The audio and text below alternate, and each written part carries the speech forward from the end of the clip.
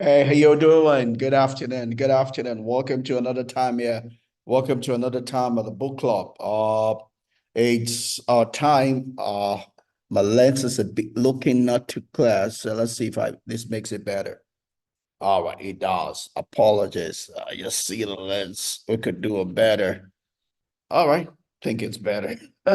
So, anyways, welcome to another time. Welcome to another time of the book club. Is what we got to do on Sunday afternoons. We read through a book, learn from it, and do life together with the book.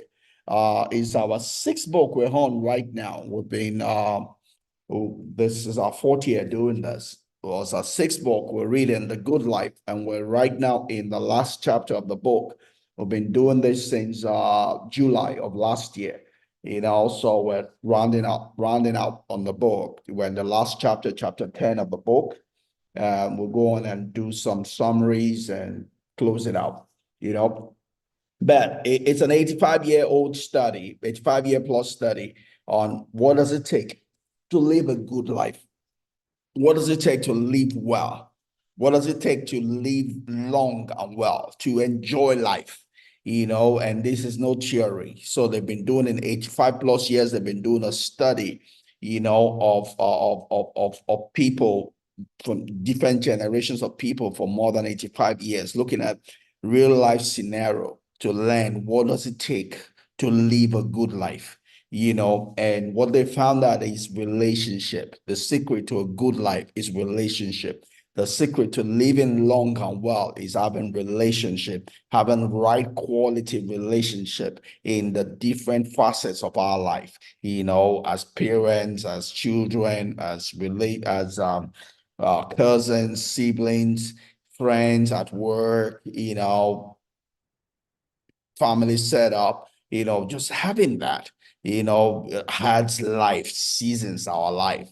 We've talked about what it means to be socially fit, as against physical fitness. Social fitness is all about the ability to create and maintain relationship. If you're able to do that, then it makes a difference to the quality, it adds to the quality of your life. Along this part, we've talked about what loneliness is, and how to come out of it. We've talked about the effect of social media, in this last chapter, when the title is All Friends Have Benefits. That's what we're talking about. We're talking about friendship. That's why I was trying to take this on. And we're saying all friends have benefits. If you have a friend that is not beneficial to you, that person is not a friend, because all friends, all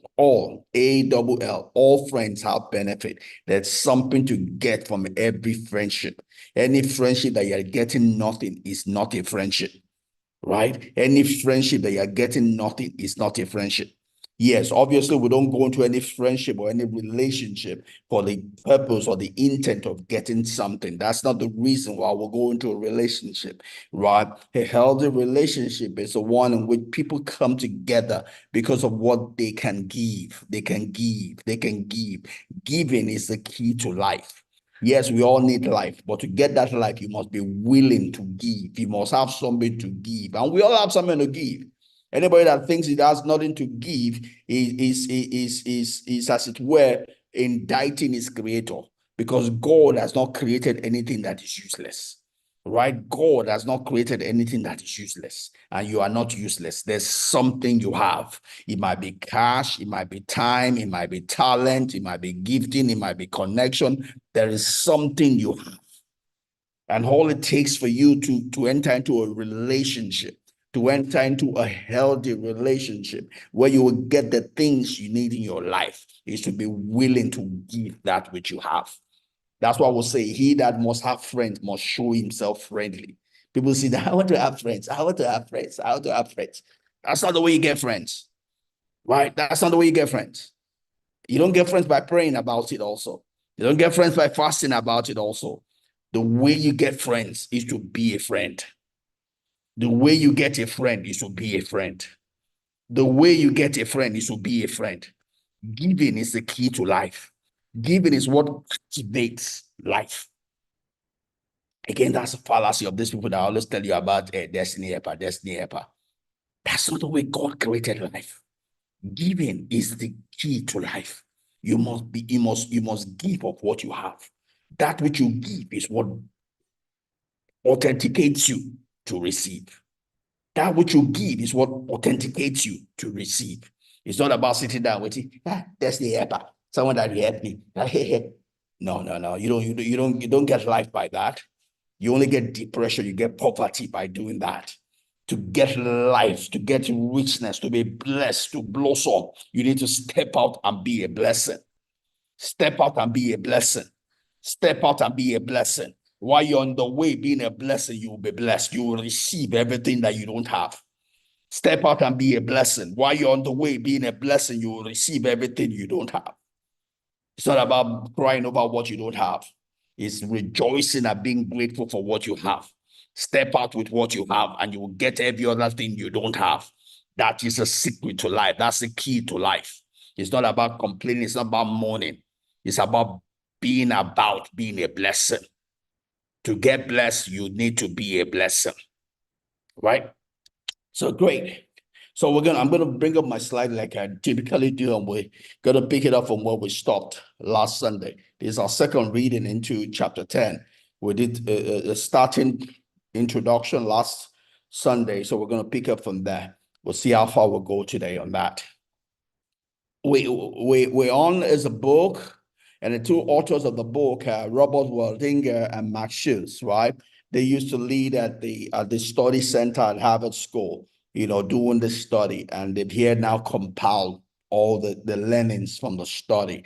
That's what we're getting the privilege to learn from.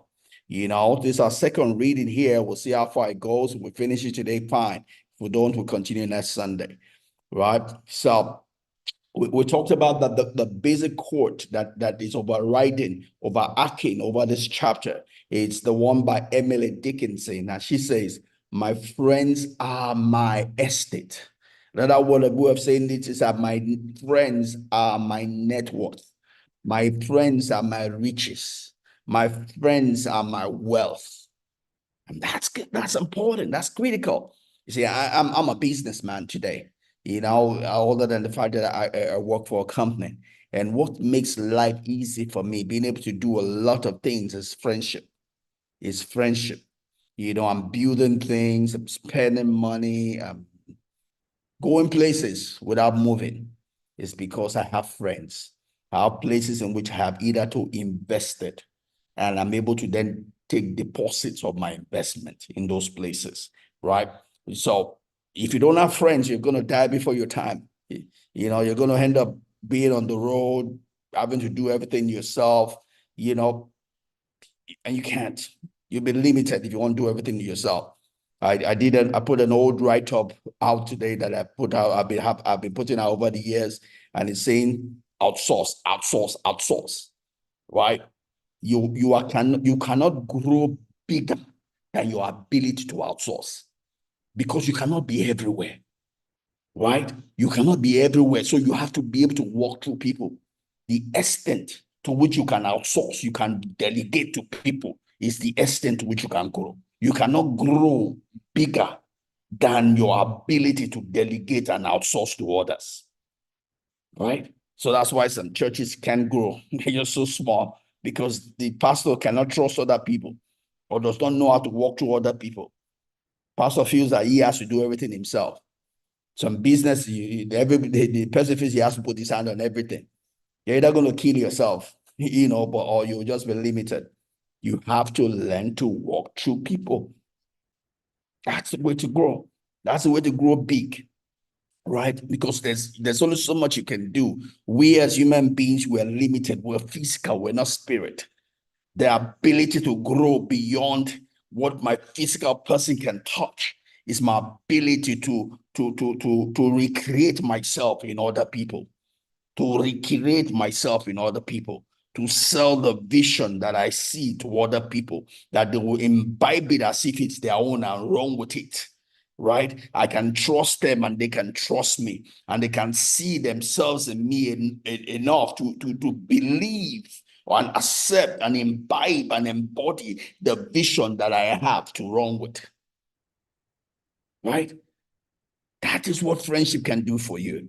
Don't forget, friends, it does not have to just be your peers, right? You can be friends with people above you, people at your same level, and people below you, right? It's the same way following leadership, right? We'll lead up, lead sideways, and lead downwards, right? And there has to be a relationship to be able to do that, right? So Emily Dickinson says, my friends are my wealth, they are my estate, they are my richness, my ability to, I want to use the word use them, but it's to use the relationship, not use the people. We don't use people, right? We work with people. We use tools, we work with people. You can use the relationship working with the people, right? We need to be careful in that word. Some people don't understand that word. We don't use people. We work with people. Because whatever you're doing with someone else has to be with it empathically. You have to see yourself in that person, right? You don't throw away your emotions. You don't do that without your heart. When you're working with people, empathy always comes to play. When you are not empathic, then you are using that person as a tool, and that relationship will not go far. Right? So Emily says, my friends are my estate, my friends are my wealth, my friends are my resource.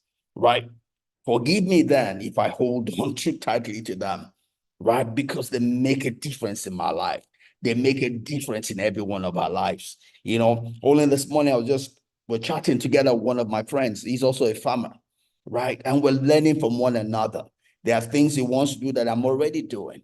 So he's going to come visit my farm and see it. He doesn't have to do it the first time. He doesn't have to make the same mistakes I made. He can sit on my shoulder and do better. He can stand on my shoulder and do better. I already have someone doing it for me. He doesn't have to go look for someone else to do it. Guess what? That person that is doing it for me gets an extra job to do. And is able to also build on what he's already doing for me, what we are learning together for him. Right? That's the benefit of friendship. There's something he's going into that I'm not yet going into. Right? I've told my farm manager to go and learn that from him so that I too can go into that. Right? He has poultry already operation. He has a ranch already operation. My farm manager is going to go visit that place and see how it is working so we can learn from it. We can learn from it. We can stand on the shoulder, sit on his shoulder and do and go further than we could have ever gone, starting from the beginning. He is our teacher. We use the benefit of relationship, the benefit of connection to do better. Right? It's coming to my farm. He needs something. My farm manager is going to go get it for him.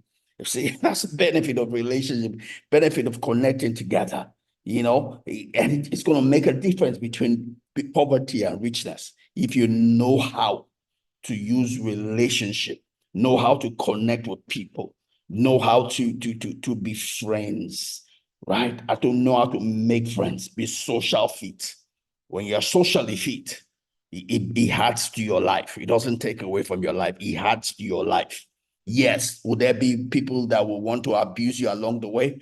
That's the idea of being socially fit, because your social fitness will know how to sift people off.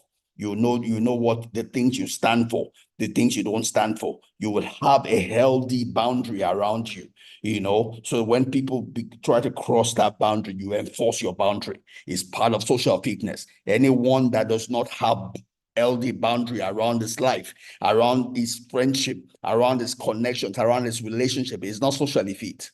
To be socially fit is to have boundaries, healthy boundaries in your life. There are things that go, there are things that don't go. Right? I was just chatting on my former workplace WhatsApp chat the other day, and someone was kind of being disrespectful. I tried to help him understand that he was being disrespectful, but he didn't get the point. He didn't get the point, right? So what will I do? He has just proved to me that we cannot have a relationship, right? That we don't go together. We belong to two different worlds. So what did I do? I said, hey, all right, don't worry about it. I just put him where he belongs. It means he cannot fit into my social circle. He does not belong to my social circle. He's one of those I don't have to relate with. right? Because he does not understand boundaries, right? And we don't jive, right? Not everybody's going to jive with you. That's why you have to have boundaries. Not everybody goes. If you're a friend to everybody, then you are a nobody. If you are a friend to everybody, then you are a nobody. But because you are a somebody, you cannot be friends to everybody. There are things you like and there are things you don't like. To thyself be true. To thyself be true. Right? So we looked at what Buddha said, that how important friends is last week. Aristotle also says that without friends, no one would choose to live. Right? Friendship spice life. Friendship spice life. They bring the beauty into life.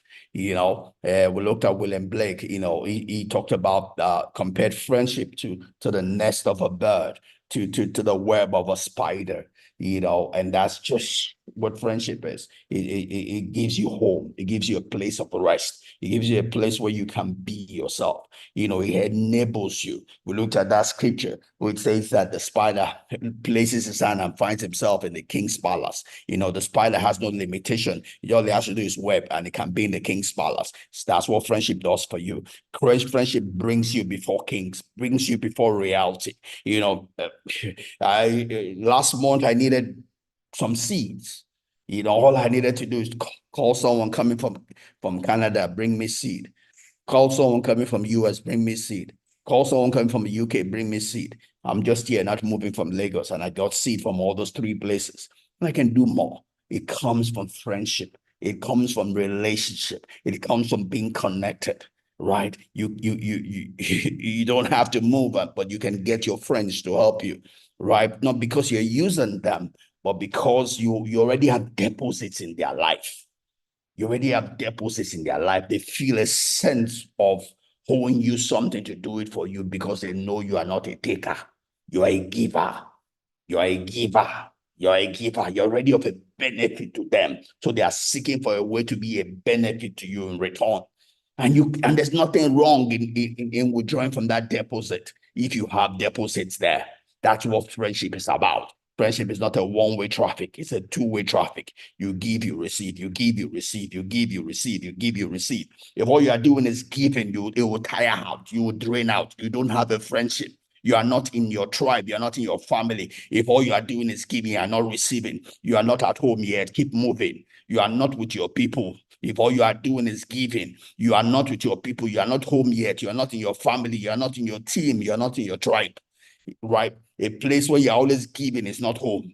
Home is a place where you give, you receive. You give, you receive. You give, you receive. You give, you receive. That is home. That's your tribe. That's your family. That's your team, right? A place where you're always only receiving and not giving also is not home. It's a two-way street. You must be that you are giving and you are receiving. It's not a one-way street. A one-way street is not home. Home is you are giving, you are receiving, right? So that's important. All right. So we talked about different classes of where people can fall in your life. And we depict that, we compare that to the temple. We talked about, everybody can fit into the outer court. We call those people casual acquaintances, right? You meet someone on the road. Hello, how are you? It's casual, right? That's typified also with what we call the outer court. You can relate to everybody. Oh, how are you? Where's the road? Oh, I don't know this. Anybody can fit into that, right? The next level in the temple is called the holy place, or the holy place, or the inner court, right? It's a place of companionship, a place of friendship.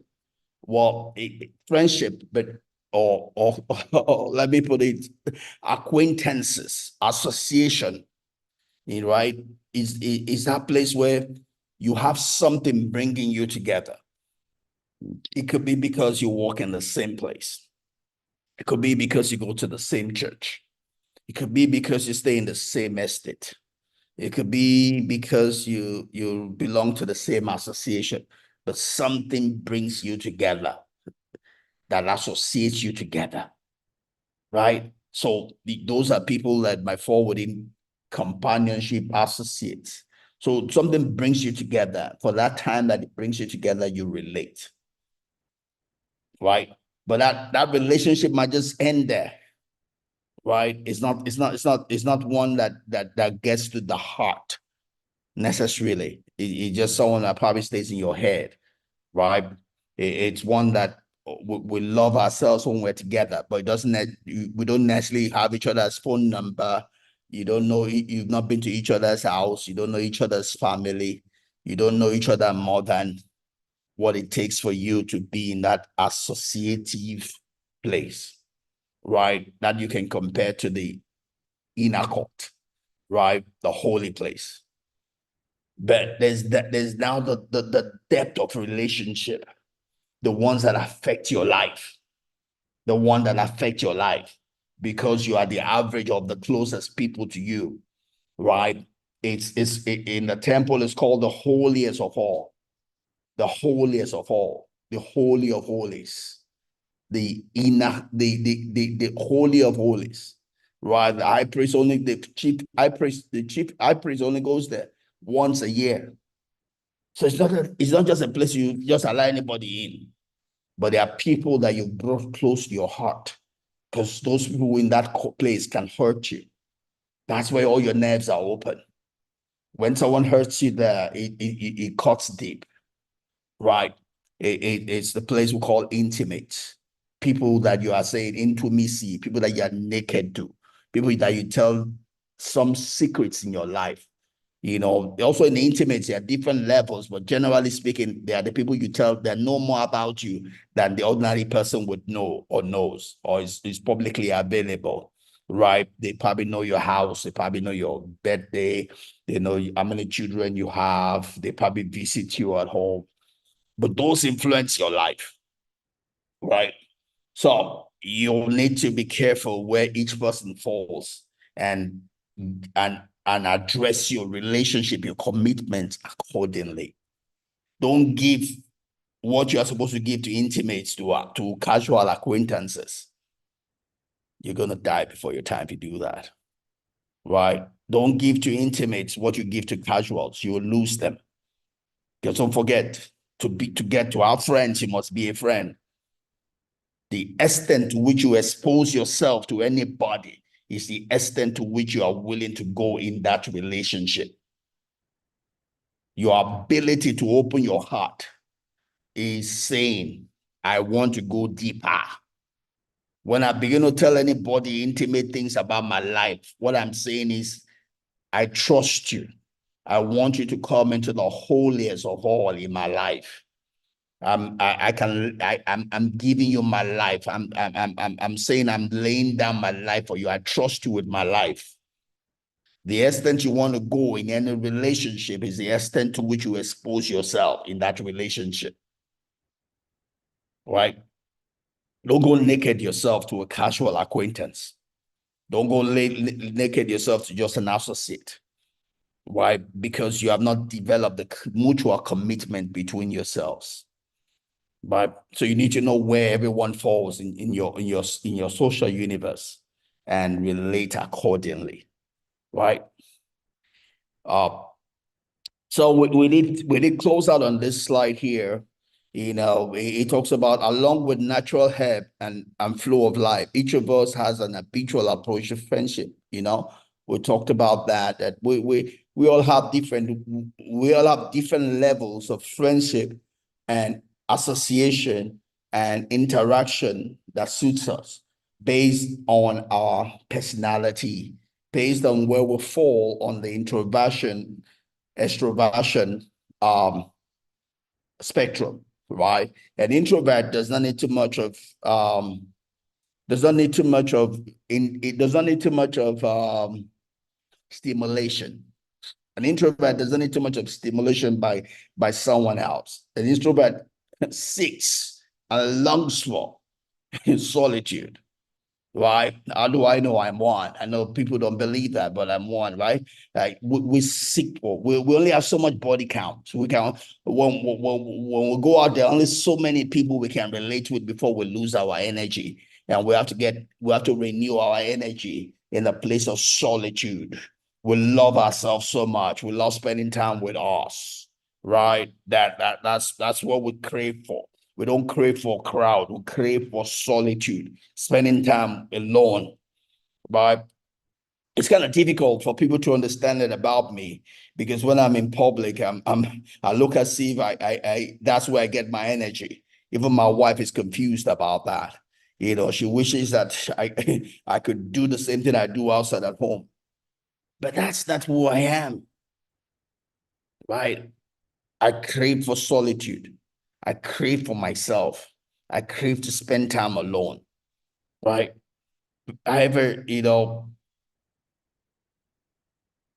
everybody, irrespective of where you fall on the introversion, extroversion spectrum, everyone still needs someone else because God has created us to need all this, right? We can only stay in solitude enough to gain energy, but there's only so much of solitude that we can take. Nobody can take 100% solitude. We all need other people in our life. Our life is incomplete without others, right? That's why the one that created us said it is not good for man to be alone. It is not good for one to be alone, not just marriage. It is not good for woman to be alone. It is not good for man to be alone, right? However, that non-aloneness varies based on where we fall on the introversion, extroversion spectrum. Extroverts want the whole world to be with them. I'm not alone, I want the whole world. No, that we introverts, right? We just need a little of that. We can't do it too much. We only have so much body counts before we get confused, before we feel lost, right? But know yourself unto thyself be true. Know yourself unto thyself be true, right? That's what's important in all of this. Our friends are much more important to our health and well-being, as adults than we give credit to. It makes a lot of difference if someone to call you. It reduces your blood pressure. If that person is calling you to give to you, it probably increases your blood pressure if the person is calling you to take from you. You know, uh, Again, that's what we'll talk about friendship. All friendship have benefit. If all you get from a friendship is people taking from you, that person is not a friend. It's probably an enemy. That person is not a friend. It's probably your enemy. All friendship have benefits. If your friendship is not benefiting you, you are not in a friendship. Save yourself, run. If an association is not benefiting you, you are not with a friend. Save yourself, run. If you are with people that are not benefiting you, you are not at home. Run, keep moving, go find your home. Right?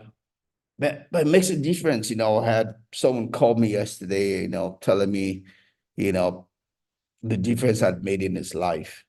That gladdens me. It gives me that sense of fulfillment that my life matters, that my investment, my deposits in time past made a difference in someone's life. It helps. It helps. So let's move on here. So when adversity strikes, and it eventually does, it is often our friends who help us through, who buffer us against the wild will weather of life. And that's what friendship is for. Ecclesiastes was telling us, that two is better than one, three is better than one, four is better than one. Because when you fall, the others will help you up, right? When you're cold, they can warm you up, right? That is the essence of friendship, right? You cannot do this life alone, no matter how strong you are. Part of your strength is the number of connections, relationship you have. It is a strength to be related with other people. It is a strength to be connected with other people. When you don't have those connections, you are weak. You are weak and you don't have the arrows you need in your armory, right? You don't have the arrows you need in your armory. Friends are the arrows you have to stand at the gate against your enemy. Friends are the arrows, part of your ammunition to stand against the enemy at the gate, to stand in the crowd, to stand confident in life. Friends make a difference to your life. Right? Friends make a difference to your life. Right? Bible says, popular, I've been sharing this a lot recently. Says that if your strength fails you in the day of adversity, then your strength is small.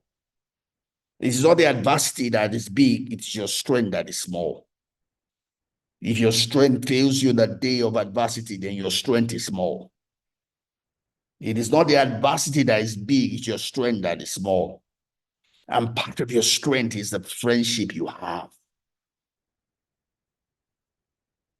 We drive on the road and police people are trying to abuse the process. It makes a difference that we have a commissioner's number we can call. It makes a difference we have people we can call and put the policeman in check. It makes a difference. I need something in some place and I can call somebody I know who can just give me direct access. That's part of the tools I have to lead this life. I don't have to go like every other person and be lost in the crowd if I have somebody that can do it for me.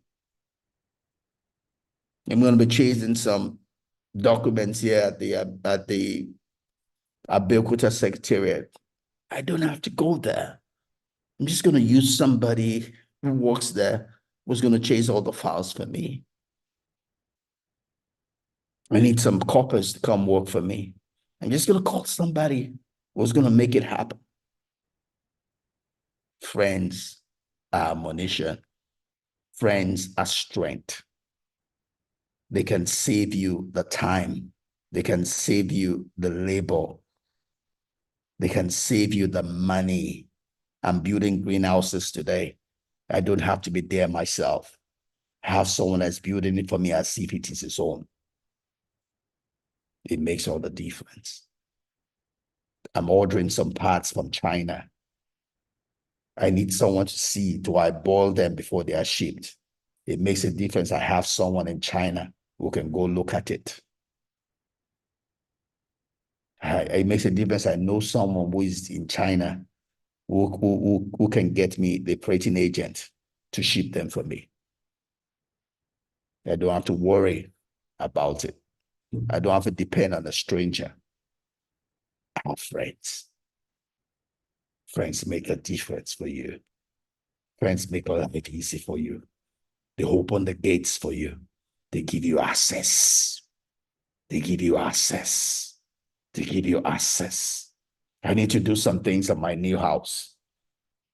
I have someone that's going to come around today. He works for a construction company.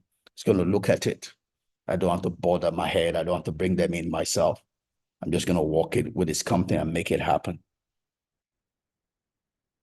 Friends are benefits. If you have friends, you are rich.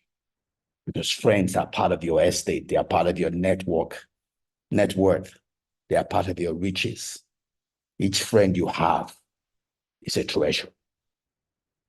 Each friend you have is a treasure. If you have friends, you are rich. Just make sure they are friends, not people that have just come to parasite on you, to take from you. All friends have benefits. They will help you. When things are not going well, when everything is falling apart around you, you need friends that can stand with you. You need friends that can give you a sense of stability when everything is falling apart. Friends have benefit. Have a friend, you need a friend. Again, like I said, in my whole church, this popular message that my pastor preached says, let friends carry you. Let friends carry you. We're not saying you should now be a parasite to them. Again, don't forget, to have a friend, you must be a friend. Giving is the key to life. You activate life by giving. To have a friend, you must be a friend. So you must have made deposits in their life. Don't go asking for something from a friend you have not deposited in that life. I can depend on all my friends, because for them to be my friend, it means I have deposited in their life. I have given of what I have to bless them. So it's easy for me to call them up because I have already blessed them. I've deposited in their life. They have that sense of owing me something because I have been a blessing to them. If you have not been a blessing to someone, don't go rushing to collect from. You know, you meet some people and the first thing they want is they want to collect something from you. Those people are stupid, ignorant, and just dumb. The first thing you do to someone you've never met before is not ask something. Be a blessing. Be a blessing. Ask yourself, what can I do for this person? What can I do for this person? Activate a blessing. Activate a blessing. Be a blessing. Activate a blessing. Don't go rushing to people to give you something. Think about what you can do for that person. Sow into that person's life. Deposit in that person's life. The first thing you want to get from someone is not to do, the best you want to do with someone is not to receive from that person. You should be a blessing. Go so, go so, go so, go so, go so. That's what we'll say. We'll talk about if you want to make it in life, go the extra mile. But you just do enough. You have done what you need to do for your pay. Go the extra mile. You're working for a company, go the extra mile. Do what you are not paid for. Because what you do for that you are not paid for today is what will give you the promotion you are looking for tomorrow. So people just say, I have done enough. They don't pay me more than this. I'm grade 5. I have done the work for grade 5. Let me go home. That's stupidity. That's stupidity. Poverty is looking for you. Poverty has you captive. If you are grade 5, you must do the work of grade 6 or grade 7. What you are doing by you're doing 6 and 7 is calling for the things that be not as though they were. You are calling for your promotion. If all you do is grade 5, you are calling for poverty. They'll probably demote you. But if you do the work that is 2 grades above where you are calling for the things that be not as though they were. You are activating promotion. You are activating wealth in your life. You are activating riches in your life. The same thing when it comes to relationship. Don't be too much in a hurry to ask for things. Bless that person. Bless that person. Deposit in that person before you try to withdraw. Deposit. And never withdraw more than you have deposited. Don't give a person 1 pence and ask for 5 pence. That's devilish. That's not a friend. Deposit 5 pence, ask for 1. Because you ask for 1 doesn't mean that your friend will give you 1. Your friend might give you 10. But don't ask more than you have deposited in that life. I have an example in mind, but maybe I should not say it, so the person won't feel offended. But let me move on. So friends diminish our perception of hardship. When you have friends, what looks hard becomes easy. If you have a job to do and you're doing it alone, it looks like it's hard work. You have friends there to help you lift the burden. It looks like it's easy work. Why? You can even do it singing. You can do it with a swag. You can do it in style because you have someone else helping you lift the load. So friends help you make the difficult things easy, right? I have to go to my farm. It makes a difference that I don't go alone. I have a friend that is willing, ready, and available to do the drive with me. I don't feel the distance because someone is going with me. I have someone that's willing, ready, and available to do the driving. He enjoys driving. He knows the road. I don't. See, what would have been hard for me is easy for him.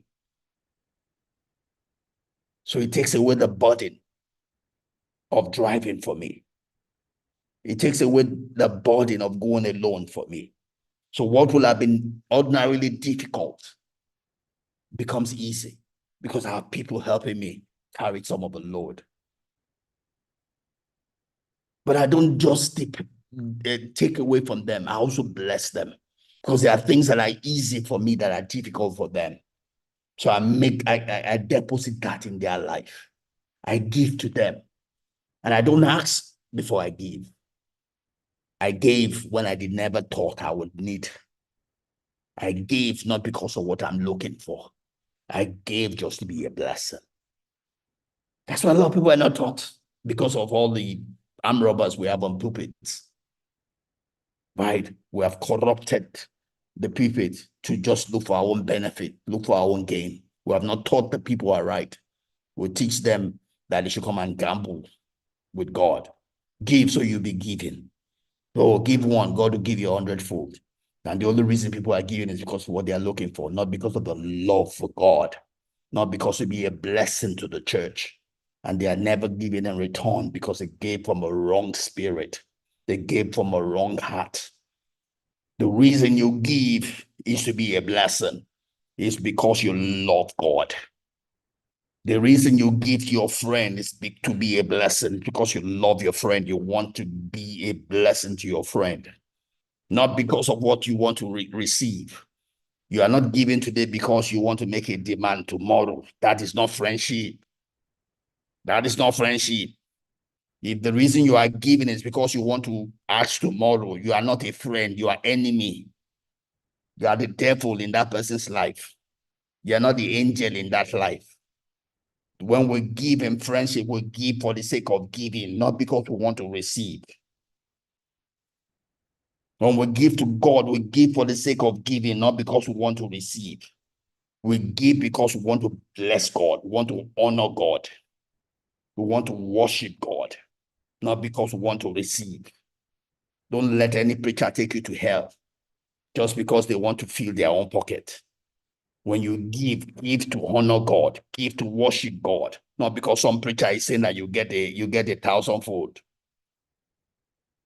Don't be a victim of a money doubler, because God is not in that. Anybody that's telling you to come and double money is of the devil, it's not of God. Doesn't matter what the name, the preface or the suffix is, it's of the devil, and it's not one, it doesn't have your good in mind. When you give to God, you give to be a blessing to God. You give to bless his church. You give to bless his work, not because of what you are looking for.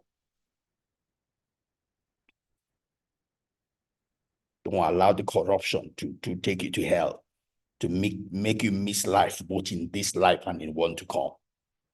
Same thing for friends. Don't give to a friend because of what you want. Give to a friend because you want to be a friend. You want to be a friend. You want to be a blessing. Right? So friends diminish the hardship of life, the perception of hardship of life. That's who a friend is. Right? They make us perceive adverse events as less stressful than we might otherwise have seen it. That's what a friend does. It reduces the burden, right? And even when we do experience extreme stress, friends can diminish its impact and duration. A friend can carry you. Let friends carry you. As a friend, carry your friends. You see your friend in need, don't wait for your friend to ask you. If you are truly a friend, be a blessing. And don't be a blessing out of what you don't have. That's another erroneous thing that they teach on pulpits. God, you'll never find anywhere in the scripture where God asks from someone what the person does not have. They will tell you, oh, give the person that doesn't have offering to give. Because they are looking for your money, not for your blessing. God, Genesis to Revelation, you will not find one place that God asks of anybody what the person does not have. Except in these chief churches. You will not find one place in the Bible, Genesis to Revelation, where God asks of anybody the thing the person does not have. God wants you to be a blessing out of what he has already blessed you with, not what he has not blessed you with. Be a friend out of what you have, not what you don't have. If you start going to collect what you don't have, you are not a friend. You are looking for him to impress the person because you want to steal from that person. A friend blesses out of what he has, whether it be physical, tangible things or intangible things. It could be a connection, it could be phone number, it could be who I know, it could be whatever, but it's something you have, not what you don't have. That's what a friend does. And with what I have, I can be a blessing to my friends. I can be a friend to them.